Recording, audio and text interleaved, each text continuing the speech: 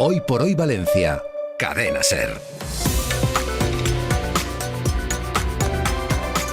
Bueno, pues como ya os hemos adelantado, vamos a charlar en los próximos minutos con el secretario de Estado de Política Territorial, con Arcadi España, que no es ni mucho menos la primera vez que visita este programa y se lo agradecemos. Arcadi, bienvenido una vez más, buenos días. Muy buenos días y encantado de estar aquí. Que no solo ha venido a Valencia a visitarnos, también lo más importante, por supuesto, a acompañar al ministro de Política Territorial y Memoria Democrática, Ángel Víctor Torres, en su visita por las poblaciones afectadas por la Dana. Exacto, y vamos a empezar por esto, porque bueno, tiene mucha tela que cortar, le preguntaremos por muchos asuntos de la actualidad, pero vamos a empezar por la Dana. Van a visitar proyectos de rehabilitación, infraestructuras municipales dañadas por las inundaciones. Le queremos preguntar cómo marchan esas obras de reconstrucción para volver a recuperar estos equipamientos públicos. Bueno, lo importante también es recuperar la normalidad en los municipios, porque que los niños puedan volver a un instituto, los niños y las niñas a jugar, a una sala donde puedan hacer teatro, a un conservatorio o al mercado o a un parking, pues es recuperar el día a día, recuperar la normalidad de verdad, ¿no?, de esas infraestructuras dañadas.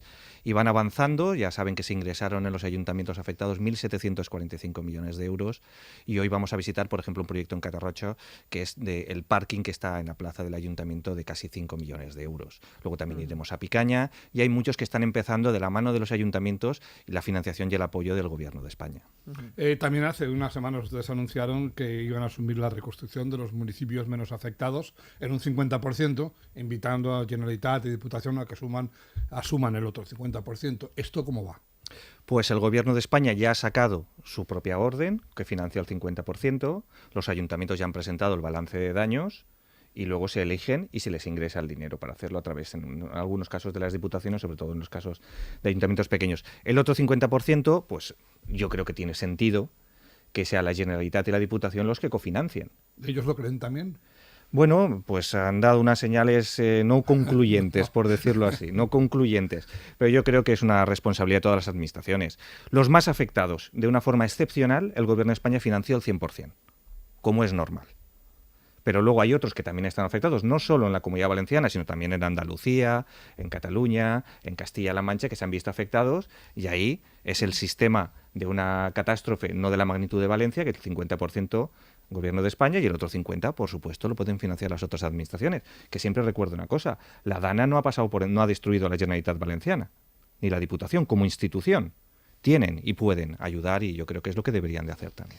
Eso respecto a los equipamientos públicos, pero nosotros aquí a diario escuchamos a personas damnificadas por la Dana y ayer mismo en estos micrófonos nos comentaban, propietarios de hornos, eran concretamente, pues nos hacían ver que las indemnizaciones del consorcio se están haciendo mucho esperar, 7 meses y más después de la Dana. Yo le quería trasladar como representante del gobierno a qué se debe estos retrasos. Nos decían incluso que en algunos momentos han recibido un anticipo, pero no saben ni cuánto van a recibir al final. Bueno, es verdad que la dimensión de la catástrofe es gigantesca, en términos europeos, no solo en términos de la Comunidad Valenciana o de España, ¿no? El consorcio ha hecho un esfuerzo increíble con más de 3.000 millones. Es verdad que siempre quedan y ahora lo que hay que hacer es actuaciones quirúrgicas. Nos lo decían también el otro día cuando vino el presidente a reunirse con las víctimas y que fuimos a una empresa. También vimos que había gente que nos decía que tenía un problema, que estaba tardando algo y atendimos las cosas porque ya estamos en la fase de ir mirando qué puede haber faltar, un papel que falta o algo para ayudar a llegar a todo el mundo. Se ha hecho un gran esfuerzo, pero yo sí que soy consciente de que quedan todavía flecos por arreglar, ayudas que tienen que llegar todavía y expedientes que tienen que finalizarse. Somos conscientes de eso. Aunque el grueso y la parte importante se ha avanzado de una forma sin precedentes en ninguna otra catástrofe de este país, a la altura de la dimensión que ha tenido esta, es evidente que el sistema necesita también que sigamos encima de él, escuchando. Y le agradezco también ese comentario que me hace, escuchando que todavía hay gente que necesita un esfuerzo más de la administración para que lleguemos. Y no trabajamos de una forma incansable, tanto el personal del Ministerio de Política Territorial como todos los ministerios, porque sabemos de lo que nos enfrentamos. Y es más, mucha gente que en la delegación del Gobierno es funcionaria y trabaja con estos expedientes también es víctima. Muchas personas que son servidores públicos de los ayuntamientos también son víctimas de alguna u otra forma de la Dana y aún así continúan con ese trabajo. Eso es lo que tenemos que seguir haciendo. Otro asunto que queremos abordar es el trato institucional que están recibiendo las asociaciones de las víctimas por la Dana. Como sabe el presidente de la Generalitat, el señor Mazón, ha aceptado por fin reunirse con estas asociaciones, además en la zona cero. Lo hace poco después de que el presidente del gobierno, Pedro Sánchez, se reuniera con ellas en la delegación del gobierno. Arcadi, ¿no llegan un poco tarde todas estas reuniones con las asociaciones de víctimas? Han pasado muchos meses. Han pasado muchos meses. Somos conscientes de que la delegada del gobierno desde el primer momento, en público y en privado, ha estado con ellos y es la representante del gobierno de España aquí. Yo estuve acompañando tanto a la ministra Diana Morant como a la delegada del gobierno y al presidente del gobierno cuando se reunió con ellos el otro día en la delegación. Y tengo que decir que a todos los que estamos allí se nos encogió el corazón de escucharlas, de ver sus testimonios. Y también hay una cosa que todavía me parece más brutal, ¿no? Lo que estaban pidiendo no eran para ellos. Las reflexiones que le trasladaban al presidente del gobierno eran reflexiones de cómo evitar que nadie volviera a sufrir lo que ellos habían sufrido. O sea, esa es una dignidad que es difícil de encontrar hoy en día y que te sobrecoge, ¿no? De cómo lo que estaban es cómo pueden hacer, qué infraestructuras pueden hacer, cómo se puede mejorar la formación, qué cosas se pueden hacer para que nadie vuelva a sufrir lo que nosotros estamos sufriendo. Y querían, eso era lo principal. Y por supuesto también justicia, y que se conozca la verdad. Pero me parece que hay gestos que he visto de algunos políticos del gobierno de la Generalitat que me parecen inhumanos. O sea, llamar en un momento a una víctima y decirle si tenías que haberte reunido tú o con esa persona antes o después, cuando es alguien que le ha destruido la vida, porque ha perdido a sus familiares, me parece cruel. Los insultos que también y gestos y vejaciones que recibieron algunas víctimas que fueron a manifestarse cuando fue el Congreso del Partido Popular Europeo, me parece inhumano. Puedes estar de acuerdo o no puedes estar de acuerdo con lo que pueden pensar, pero no puedes obviar el dolor. No puedes obviar el dolor de esas personas. ¿Quiere decir que desde la Generalitat se les recriminó a alguna de estas asociaciones o personas que se reunían antes con Pedro Sánchez que con Mazón? Lo leímos en bastantes medios de comunicación, que los días posteriores a la reunión con el presidente del gobierno, pues les habían llamado desde la Generalitat y les habían dicho que, oye, que ellos también querían verse y que por qué se veían antes con von der Leyen o con el presidente del gobierno. Lo leí en varios medios de comunicación. Resulta sorprendente y también me resulta sorprendente la falta absoluta de autocrítica. O sea, para poder saber dónde uno está, tiene que ser consciente de lo que ha pasado. Y esa falta de autocrítica sobre esos días, y que más que una autocrítica es una autojustificación para sentirse bien con lo que uno ha hecho, cuando todo el mundo sabe lo que ha pasado, pues me parece que debería llevarles a una reflexión, no solo en el ámbito político, sino también en un ámbito más personal. Esto es por lo que respecta a la Dana, pero sabemos que después de su visita a Valencia se va directamente a Barcelona. Es el otro asunto del que estamos hablando y que estamos contando, esa conferencia de presidentes. Finalmente, las autonomías gobernadas por el PP parece sí asistirán, incluyendo un gran número de puntos en el orden del día. ¿Qué podemos esperar de esa conferencia de presidentes con ese gran volumen de temas para tratar? Bueno, yo siempre espero lo mismo. Yo creo mucho en el diálogo. Creo que este es un país que se entiende. Es verdad que es un país que está sufriendo una especie de tormenta muy concentrada en Madrid, mediática, que es como si el país no funcionara, como si estuviera al borde del colapso algunas instituciones, cuando es una fortaleza que su economía, que su sociedad, en un momento complejo mundial, está saliendo con unos indicadores muy buenos, ¿no? Entonces yo creo que el diálogo siempre se abre. Fijémonos, hemos pasado de un momento en que Cataluña estaba en una situación compleja, con manifestaciones en las calles, a que ahora hay un presidente que se reúne con otros presidentes autonómicos y que se va a hacer una conferencia de presidentes en Barcelona con total normalidad, donde van a acudir todos los presidentes autonómicos. No va a fallar ni uno. Eso ya es un mensaje positivo para la sociedad española. Es verdad que estamos en un contexto que el principal partido de la oposición y gobernante de la mayoría de las comunidades autónomas está en otra dinámica. No le interesan los acuerdos. Si le interesaran los acuerdos, no hubiera habido ningún lío ni ninguna confrontación con el orden del día. Y era evidente que querían hacer de eso un problema. Cuando el propio ministro en el comité preparatorio ya dijo, oye, vamos a ceder nosotros, cedemos todos, y hacemos un orden del día de consenso asumible. Al final, bueno, pues hemos decidido también, aplicando el reglamento, que las peticiones de esas comunidades autónomas se incorporaban junto con las del Gobierno de España y otras. Porque lo que nos interesa es hablar, dialogar, establecer las grandes líneas de este país en un momento difícil. Otros lo que prefieren es el ruido, pero aún así, siempre con la mano tendida, y yo confío en que esa reunión pueda tener resultados buenos y positivos para el conjunto del país. Pues si tienen que hablar de todo, tendrán que llevarse víveres para aguantar varios días encerrados.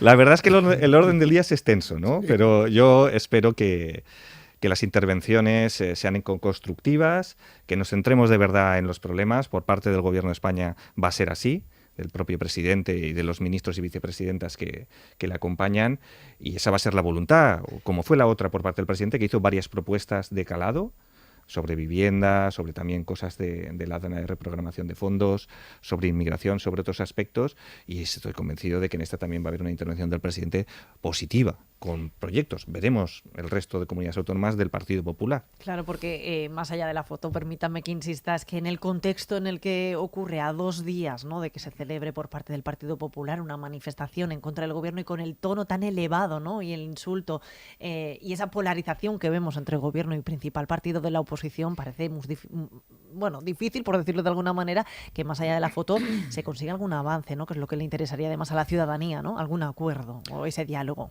Absolutamente, pero por eso nosotros hemos mantenido siempre una institucionalidad. Si me permite, hay una expresión que se utiliza, que hay gamberrismo institucional, ¿no?, que yo creo que hacen las comunidades autónomas del Partido Popular, y el propio Partido Popular hace gamberrismo institucional. Recordemos el Consejo de Política Fiscal y Financiera, que, para que todo el mundo nos entienda, es una reunión de todos los responsables de Hacienda de las comunidades autónomas con la ministra y vicepresidenta de Hacienda, pues donde se iba a condonar parte de la deuda de las comunidades autónomas que tienen con el Gobierno de España. Esto es, que tengan más dinero para gastar en servicios públicos. En esa reunión se levantaron todos los consejeros del Partido Popular y se fueron. Tú puedes no estar de acuerdo, puedes mantener tu posición y decir lo que no estás de acuerdo, puedes incluso votar en contra, pero tienes que respetar la institución. Y yo confío en que eso pase. Desde luego, el Gobierno de España lo que quiere es llegar a acuerdos, lo que quiere es hablar, lo que quiere es dialogar, y lo que a nadie le interesa, a ningún ciudadano, es el ruido. Desde la discrepancia. Si esto no se trata de que estemos de acuerdo todos en todo al 100%, es obvio que no. Pero desde luego que hay muchos elementos muy importantes en que podemos estar de acuerdo. Y sobre todo, una cosa es dialogar, una cosa es mantener sus posiciones diferentes, y otra cosa es el gamberrismo. Si esos presidentes del PP se levantan de la reunión y se van, ¿usted se sorprendería, o por lo que lo escucho, o no? Pues me gustaría sorprenderme, pero yo creo que estamos todos tan acostumbrados a algunas actitudes del Partido Popular, de gamberrismo institucional, pues que yo confío en que no. Confío en que no. Confío en que haya debate, confío en que defiendan sus posiciones legítimas, obviamente. Confío en que todos, si tenemos en algún momento que ceder en algo para llegar a consensos sobre dónde tiene que caminar este país, en el ámbito de la vivienda o en el ámbito de la inmigración o en otros ámbitos, pues sea un debate educado y constructivo, lo cual no significa que tenga que ser idéntico. Este país no lo es. Los distintos partidos políticos no lo son. Eso es una democracia plural. Pero sí que hay elementos, si me permiten, hasta de educación institucional que se tienen que respetar. Cambiemos de asunto. La semana pasada el Constitucional tumbaba parte de la ley de la Concordia que sacaron aquí el gobierno de Amazon con la extrema derecha, con Vox. Ustedes, el gobierno de España, lo había recurrido y a la Constitucional les da la razón. Sí, yo creo que es una buena noticia. Es una buena noticia.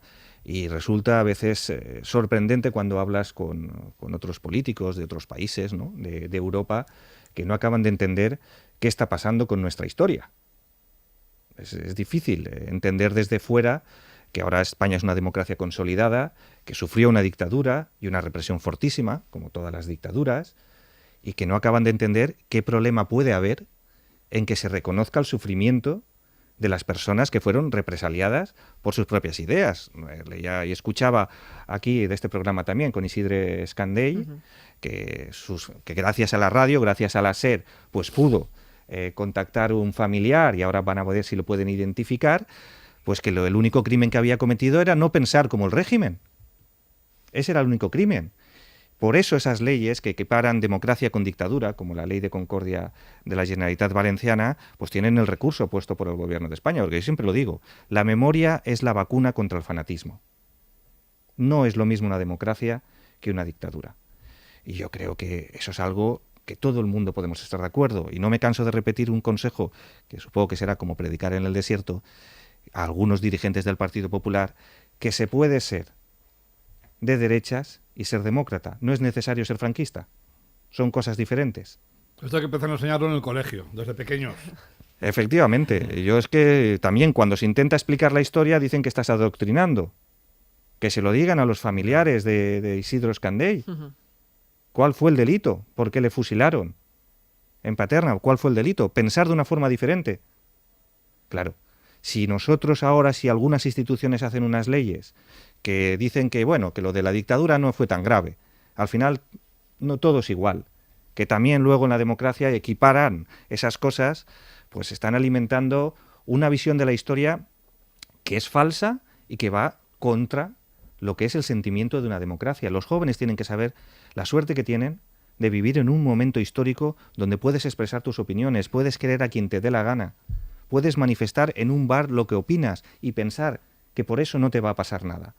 Eso es un valor que pensamos que algunas personas más jóvenes pueden pensar que siempre ha sido así. Y no. Claro. Y no lo ha sido. Apuntar, por cierto, ahora que apelaba al papel institucional, que en este caso de Isidro Escandell ahora se está a la espera de presentar una resolución, una petición al ayuntamiento para exhumar el cadáver de su hermana y poder identificar así los restos, ¿no? Y esto es lo que puede ser más rápido o menos burocráticamente lo que nos denunciaban desde la Asociación por la Recuperación de la Memoria Histórica, que a veces se ponen esas trabas, ¿no? No hace falta solo pues hacer una ley como la Ley de Concordia, sino también poner esas trabas a que los familiares, después de años y años de búsqueda y de investigaciones, tengan los restos de su familiar, ¿no? Obviamente, pero sí es que la desactivación de las leyes de memoria democrática no solo es una desactivación normativa, también es una desactivación presupuestaria y también puede llegar a ser una desactivación administrativa.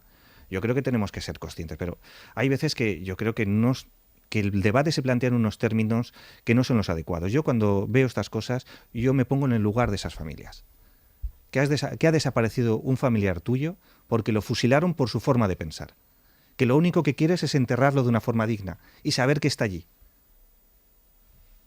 Estar en contra de eso, me parece, bueno, se explica por sí mismo, ¿no? Pero a mí me es difícil concebir las razones por las que una familia quiera enterrar en un sitio digno y saber que está allí un familiar y no se le pongan todas las facilidades necesarias por parte de todas las administraciones. Se nos acaba el tiempo, sí, y hay muchos asuntos pendientes, pero por lo menos abordemos uno de ellos, el que usted ha pedido a las comunidades autónomas, sobre todo a las gobernadas por el Partido Popular, solidaridad para proteger los derechos de los menores migrantes no acompañados. Usted, que se declara optimista por esencia, ¿lo sigue siendo la misma cuantía o el nivel de optimismo se le va relajando según lo que estamos escuchando y el ruido que se genera con este asunto? Yo nunca tiro la toalla. Yo soy ciclista y ya sabemos que un ciclista, si dejas de pedalear, te caes. Entonces yo no lo haré nunca. A los que lleven motor. Algunos se ponen motor. Yo de momento no, sí, porque muchos de la montaña, ¿eh? Muchos se lo ponen. No es que esté en contra, no estoy en contra, pero mis amigos ciclistas, si yo llego un día con un motor en la bicicleta, se reirían tanto de mí que no podría volver, ¿no? Pero volviendo al tema que me preguntas, que la verdad es que es un tema muy serio. Además, yo he estado muy implicado con el ministro, que es canario. Estuve la semana pasada en la Isla del Hierro. Estuve el día de antes de que en el puerto de la Restinga volcara el cayuco y hubiera niños muertos y personas muertas a 1 centímetro del puerto, a 1 centímetro de la esperanza de salvar la vida. Y no acabo tampoco, son cosas que me rompen, ¿no? Que me rompen, porque yo estuve allí y coincidí con la llegada. He visto las caras de las personas que llegaban, que no podían ni caminar, que se acercaban allí, y he visto el trabajo increíble de la Guardia Civil, de Salvamento Marítimo, de la policía local, de los propios vecinos de la Restinga, que tienen un puerto muy pequeñito, porque es un puerto pequeño, pesquero y deportivo, muy pequeño, donde pasan miles y miles de personas que vienen huyendo de la guerra y de la miseria. Y hay que ser solidarios con esas personas, porque la política de migración es una política de derechos humanos, y también solidarios con Canarias, en el tema de los menores que vienen sin sus padres. O sea, niños y niñas, aquí hemos acogido, y nadie ha dicho nada. Ningún partido político ha dicho nada a muchos menores que huían de la guerra de Ucrania. Ahora, ¿el problema es el color de la piel? ¿O es que los niños de Ucrania no son como los niños de Mali o de Somalia o de otros países? La humanidad se acaba, los derechos se acaban en función del color de la piel. Canarias, 6.000 menores, 2 millones y poco de habitantes. La Comunidad Valenciana, 5 millones. Yo creo que hay margen para la solidaridad con Canarias y con los menores. Bueno, pues esperemos que sea fructífera esa conferencia de presidentes donde se abordarán, entre otros asuntos, estos tan importantes. Arcadio España, gracias por estar de nuevo en Hoy por Hoy Valencia y por no desistir, ¿no?, en el empeño por el diálogo. No pararemos nunca. Muchas gracias. Gracias, Arcadio. Hasta luego.